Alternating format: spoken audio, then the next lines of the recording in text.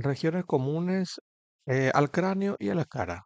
Esto corresponde al capítulo número 19, donde vamos a ver que tanto los huesos del neurocráneo como del viscerocráneo, al estar articulados entre sí, forman una serie de cavidades muy importantes. ¿Qué van a ser estas? Tenemos siete regiones que son comunes tanto al viscerocráneo como al neurocráneo. En primer lugar, tenemos a las regiones temporales, que son dos regiones laterales. Acá solamente vamos a citar. Tenemos las órbitas, o también llamadas cavidades orbitarias, derecha e izquierda. Las cavidades nasales, que también son dos, derecha e izquierda. Tenemos las fosas pterigoides, también son pares, derecha e izquierda. Las fosas infratemporales, antiguamente llamadas fosas cigomáticas. Las fosas pterigopalatinas también son pares, son dos, antiguamente llamadas pterigomaxilares. Y finalmente tenemos a la bóveda palatina, que tiene su grado de importancia en odontología. Varias de estas regiones son muy importantes para el odontólogo, que el odontólogo debe conocer.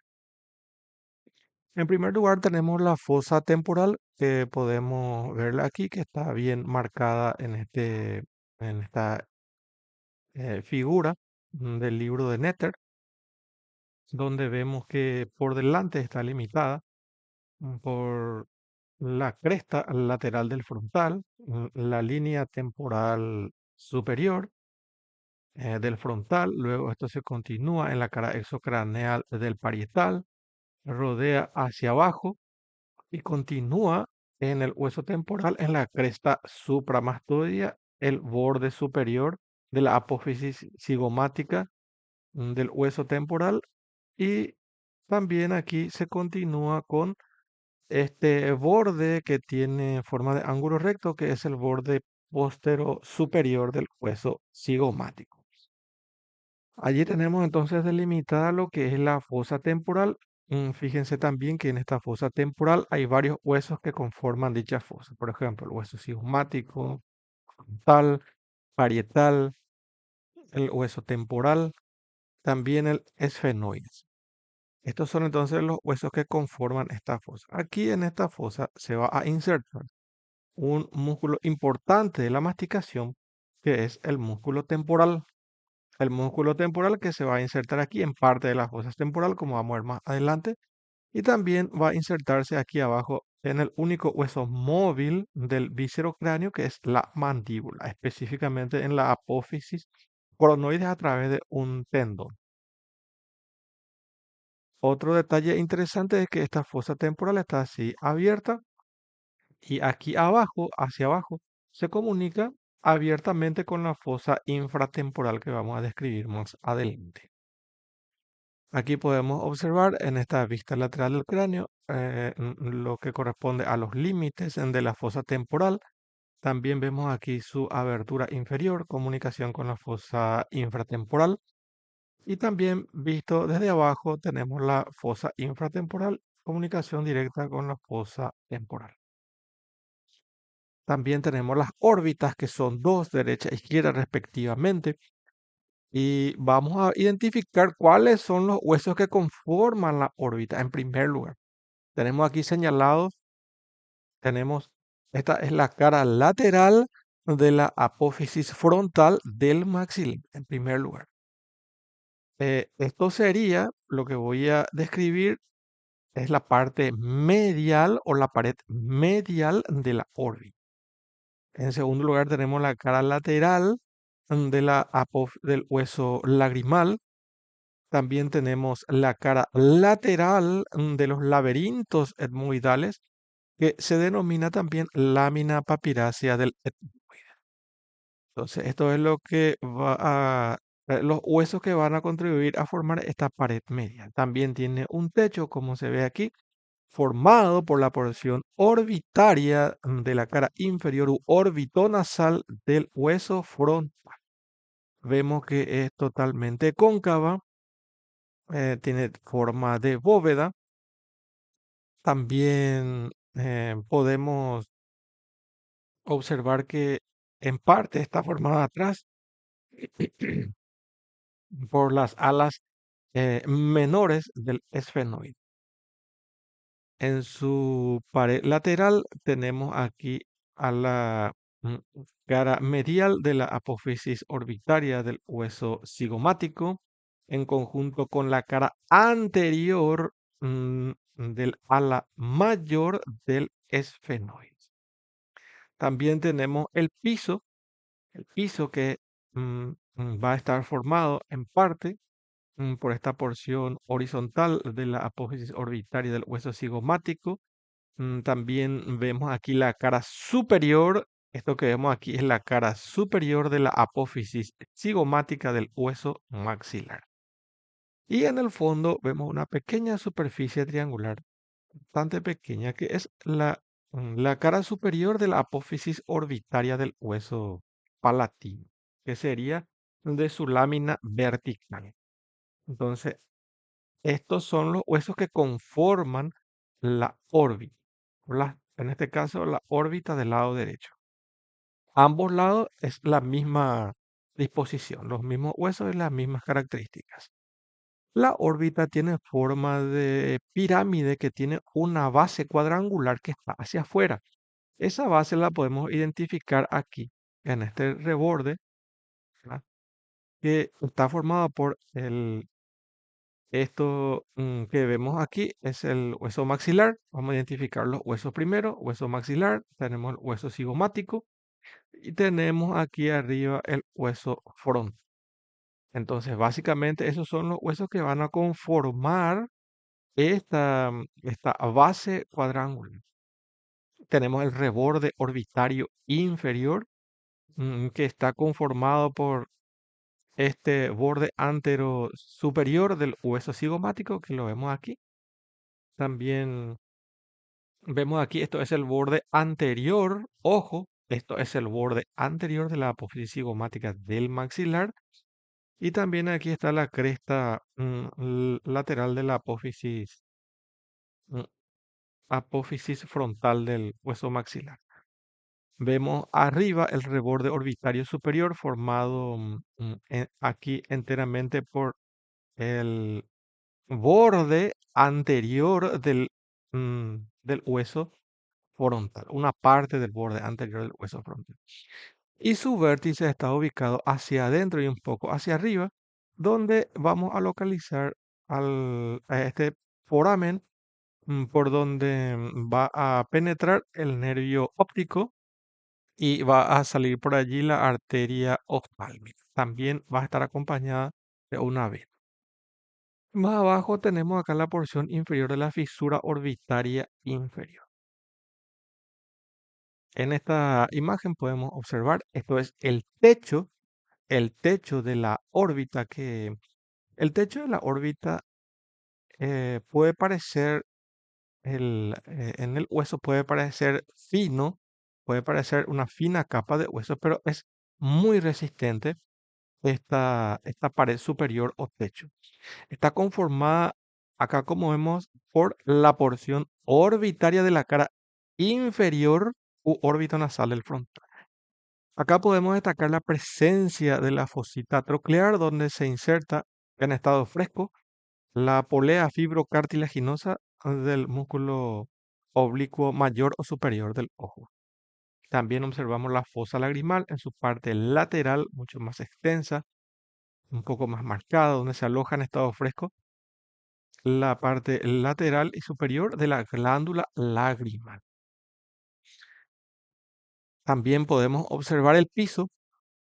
Se hace un corte axial al nivel de la base y podemos observar el piso de la órbita. Está formado por, como ya habíamos dicho, por la cara superior de la apófisis cigomática del hueso maxilar.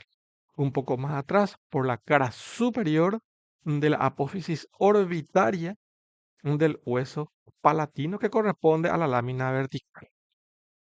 Adelante observamos el conducto lacrimo-nasal, pero en estado fresco aquí se aloja el saco lagrimal. Esto comunica a la órbita con, ahí está marcando la flecha abajo, con el meato inferior. También vemos un surco de disposición antero-posterior ligeramente oblicuo de afuera hacia adentro. Es el surco infraorbitario por donde pasa el paquete vasculonervioso infraorbital. También podemos observar aquí desde arriba, podemos ver, esto es la parte más anterior de la fisura orbitaria inferior. Luego tenemos las cavidades nasales, las cavidades nasales que también tienen paredes. Aquí vemos su pared superior. Todo esto que está marcado aquí es la pared superior de las cavidades nasales. Vamos a describir de adelante hacia atrás. Y tenemos en primer lugar, tenemos la cara posterior de los huesos nasales. También tenemos aquí las caras laterales de la espina nasal del frontal, los canales que están a los lados de la espina. También observamos aquí la cara inferior, aquí abajo, la cara inferior de la lámina cribosa del etmoide.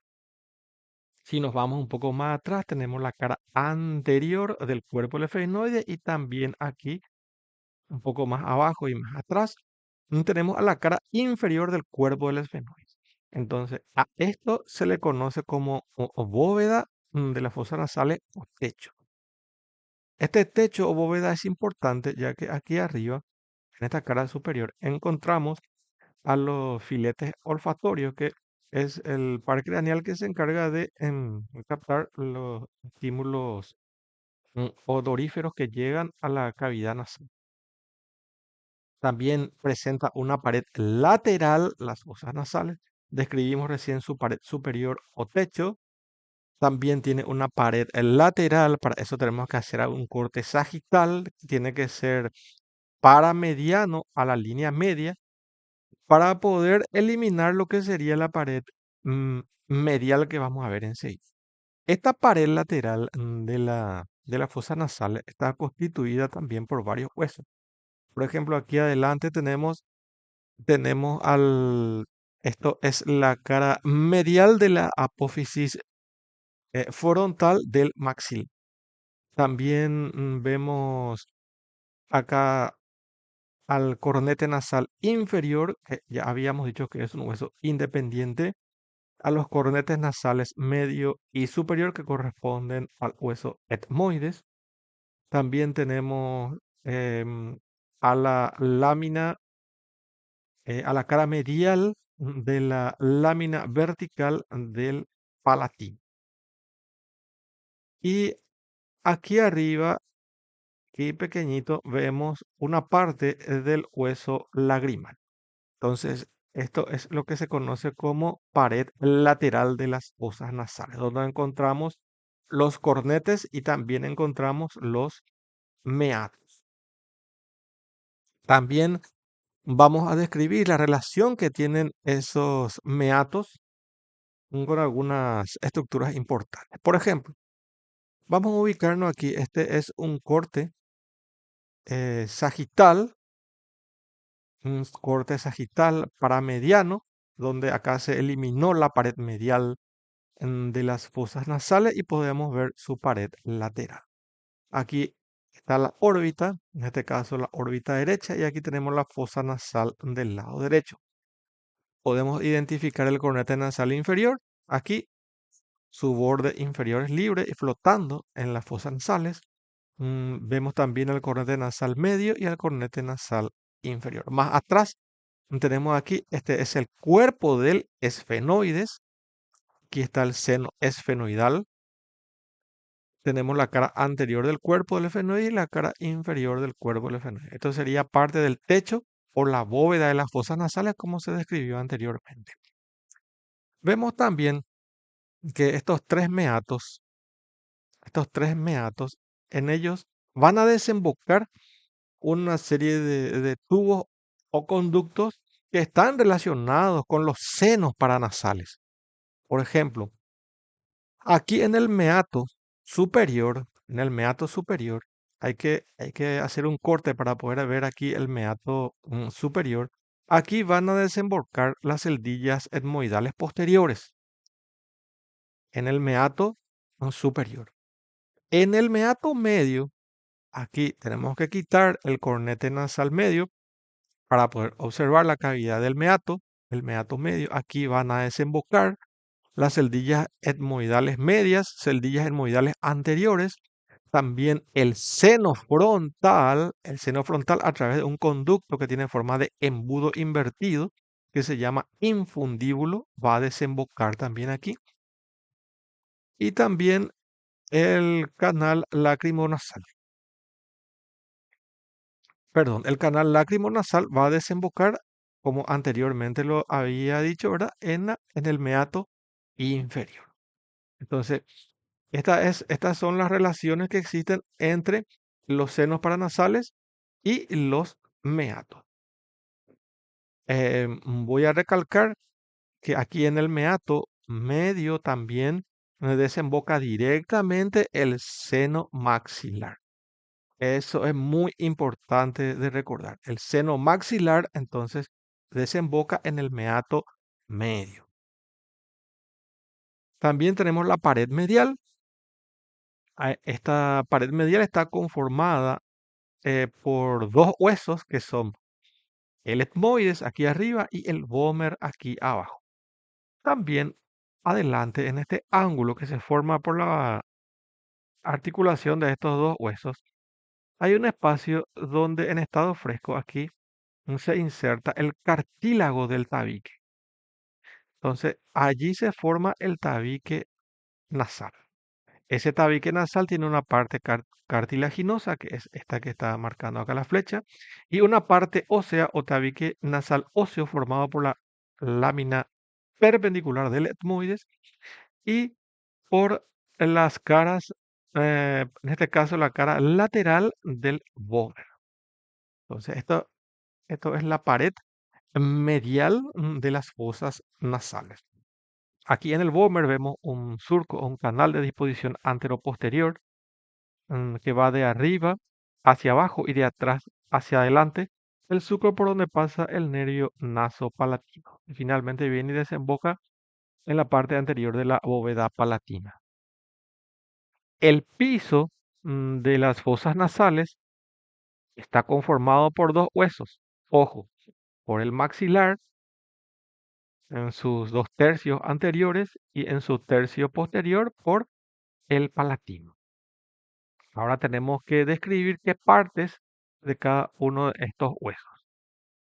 En primer lugar, si vemos de frente una fosa nasal, en este caso la fosa nasal derecha, vamos a observar aquí una sutura que resulta de la articulación entre el maxilar y el palatino.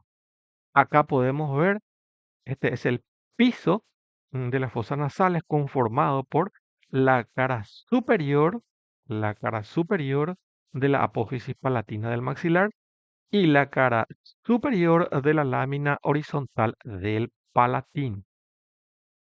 Fíjense que esta cara no es, esta cara inferior o piso o suelo no es plana, sino que es ligeramente cóncava. Tiene una concavidad como una canaleta de disposición antero-posterior, como está mostrando la flecha. Entonces, este es el piso o suelo o pared inferior de las fosas nasales. También las fosas nasales tienen una abertura, tiene aberturas, dos aberturas anteriores que podemos observar aquí y vamos a describir. Esa abertura está constituida por este reborde, por este borde anterior del hueso maxilar. Este es el borde anterior del hueso maxilar que forma el reborde, el lateral de la abertura anterior de las fosas nasales. También más arriba, eh, aquí esto está cerrado por los huesos nasales derecho e izquierdo respectivamente y su articulación. Esta abertura en este caso el lado derecho, va a estar cerrada medialmente por este tabique óseo cartilaginoso, que es el tabique nasal. Y finalmente aquí tenemos el borde anterior de la apófisis palatina del maxilar. Allí tenemos entonces la abertura anterior. Las aberturas posteriores también son dos, y las aberturas posteriores reciben el nombre de coana. Acá vamos a ver la coana del lado izquierdo. Vamos a ver que está limitada por un reborde conformado por el borde posterior del pómer, como está marcado aquí. También vemos que las alas del vómer y la apófisis esfenoidal del palatino forman la parte superior. Tenemos también aquí marcado está el borde posterior de la lámina medial de la apófisis pterigoides. Finalmente, por abajo tenemos el borde posterior de la lámina horizontal del palatino. Entonces ahí tenemos delimitada a la coana, la abertura posterior de las fosas nasales. En esta vista podemos observar, fíjense, tenemos al cornete nasal inferior, que es un hueso independiente. Ahí vemos a su borde inferior, que es libre en las fosas nasales. Tenemos el cornete nasal medio, cornete nasal superior y vemos algo de los meatos. Meato superior, meato medio y meato inferior. También tenemos a la fosa pterigoidea. Esta fosa pterigoidea es importante. Aquí va a estar formada por dos huesos. Tenemos al esfenoides por un lado, está marcado todo en color blanco, el esfenoides, y por el palatino. Entonces, estos son los dos huesos que van a conformar la fosa pterigoidea. Ahora nos vamos a los detalles. El esfenoides va a contribuir de la siguiente manera. La cara, primero vamos a ubicarnos. Aquí vemos la lámina medial y esta es la lámina lateral del apófisis pterigoides del esfenoide. Entonces, esto que vemos aquí es la cara medial de la lámina lateral de la apófisis pterigoide. Aquí está señalando la flecha. Esto sería la cara lateral de la lámina medial de la apófisis pterigoide, que es esta. Cabe destacar que acá arriba y adentro, ojo, arriba y adentro tenemos una pequeña depresión semilunar que está marcada aquí en la flecha, donde en estado fresco se va a insertar el músculo tensor del velo del paladar o músculo periestafilino externo en su nomenclatura antigua. También vamos a ver que aquí abajo hay una pequeña porción triangular que corresponde a la cara posterior, la parte media de la cara posterior de la apófisis piramidal del hueso palatino. Y así está conformada entonces la fosa pterigoidea. También importante que en la fosa pterigoidea se inserta un músculo importante de la masticación que es el músculo pterigoideo medial o en la nomenclatura antigua, pterigoideo interno. También tenemos a la fosa infratemporal, antiguamente conocida como fosa cigomática. Como podemos ver en estas dos imágenes, la fosa infratemporal no tiene límites tan exactos ni tan precisos. Tiene una abertura arriba y abajo y recalco esto, ahora sus límites no son tan exactos ni tan precisos. Acá se tuvo que eliminar parte del hueso cigomático y de la apófisis cigomática para poder observar la ubicación de la fosa infratemporal. Esta fosa infratemporal es muy importante porque tiene comunicación con la fosa temporal, pero también es importante porque en ella se encuentran una serie de elementos, sean musculares, tendinosos, ligamentosos y neurovasculares, que tienen su grado de importancia en odontología. Aquí vemos a la fosa infratemporal. Para poder observar bien la fosa infratemporal. Tenemos que eliminar Tenemos que cortar la apófisis cigomática del temporal y también tenemos que hacer un corte en el hueso cigomático para poder exponer completamente a la fosa temporal. Lo que más nos llama la atención, voy a volver a la anterior, lo que nos llama la atención es esta abertura que está aquí, esta abertura triangular que tiene una base superior, tiene un vértice inferior. Podemos también ver aquí, ¿verdad? Su base superior, su vértice inferior. Allí nosotros observamos ese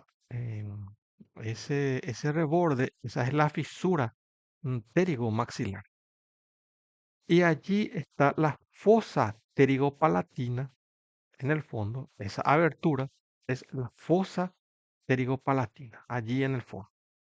Esa fosa pterigopalatina, entonces, como podemos observar, tiene comunicación directa con la fosa infratemporal. Entonces, ambas fosas, la fosa pterigopalatina como la fosa infratemporal, están libremente comunicadas a través de esta fisura pterigomaxilar. Aquí podemos ver esquemáticamente la forma que tiene la fosa pterigopalatina, antiguamente conocida como fosa pterigomaxilar. Algunos autores todavía le llaman de esa manera. Tenemos una base superior que es casi cuadrangular. Tenemos un vértice inferior, también tenemos una pared anterior, una pared posterior, una pared medial y una pared lateral. Aquí en esta imagen podemos ver em, parte de la fosa pterigopalatina, su base superior. Aquí vemos mejor ahora su base superior, su vértice inferior. Esta línea representa a su cara anterior o su pared anterior, que como podemos ver está conformada por la tuberosidad del maxilar. Su pared posterior, que está aquí, está conformada por la cara anterior de la apófisis pterigoides del esfenoides. Y arriba la base por el ala mayor del esfenoides. Ahí vemos la abertura, la fosa, y en el fondo se observa el nervio palatino mayor que llega hasta la parte posterior de la bóveda palatina. También presenta una pared medial, aquí está la fosa, la pared medial es esta que se está marcando aquí, que está constituida por la cara lateral de la lámina vertical del palatino. Ahí podemos identificar el nervio palatino mayor.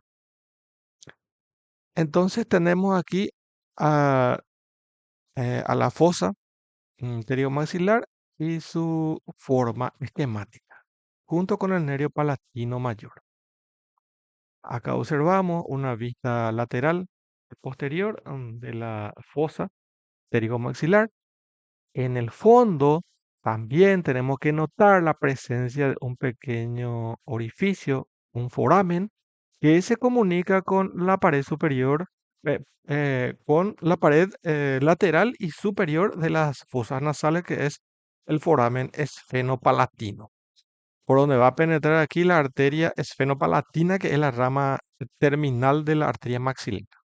Aquí vemos al nervio palatino mayor que está en el fondo en relación con la pared lateral, perdón, en relación con la pared medial de la fosa pterigomaxilar.